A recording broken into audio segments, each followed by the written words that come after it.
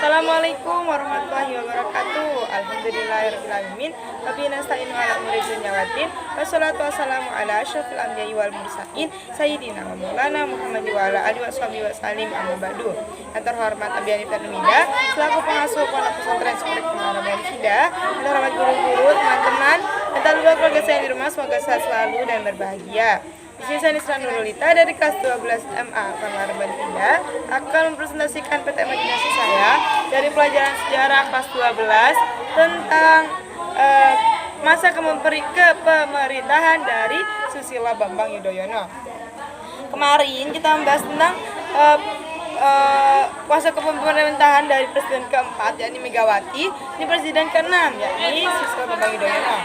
Nah, di sini beliau itu di awal beliau itu diangkat sebagai presiden pada tahun 2004. Nah, beliau adalah presidennya, sedangkan wakil presidennya adalah JK adalah Yusuf Kala. Jadi pas pada zaman itu disingkat SBY-JK. Dan SBY sendiri yang bernama Susilo Bambang Yudhoyono, sedangkan JK adalah Yusuf Kala. Nah, mereka itu mengungguli dari 4 kandidat. 4 kandidat, salah satunya itu Hashim, Megawati, dan Muzadi. Kemudian akhirnya mereka membuat sebuah perombakan, ya, akhirnya mereka presiden kan, mereka melakukan perubahan di bidang ekonomi, politik, hukum, dan sosial.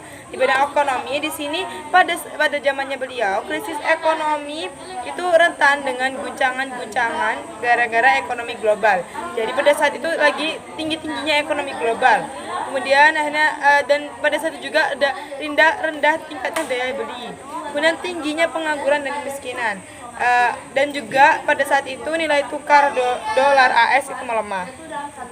Kemudian di masa politik, ini perjuangannya beliau, maksudnya yang dihadapi beliau, ya, di politik itu banyak persoalan konflik antar suku maupun golongan.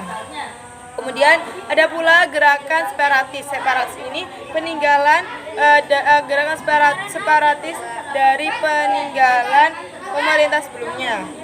Kemudian beliau juga menghadapi kuatnya budaya KKN, lingkungan birokrasi dari konflik Ambon, Poso, Papua, dan Aceh.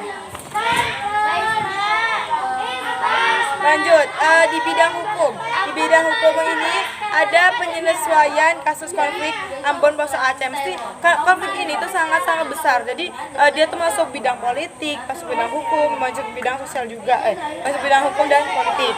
Kemudian di Aceh, beliau ini sebagai penandatangan kesepakatan perdamaian pada antara RI GAM pada tanggal 12 Agustus 2005. Kemudian yang terakhir di bidang sosial. Di bidang sosial ini beliau itu ketika jabatan beliau ini lagi gencar-gencarnya bencana tsunami Aceh kan dari 2004 beliau itu jadi presiden.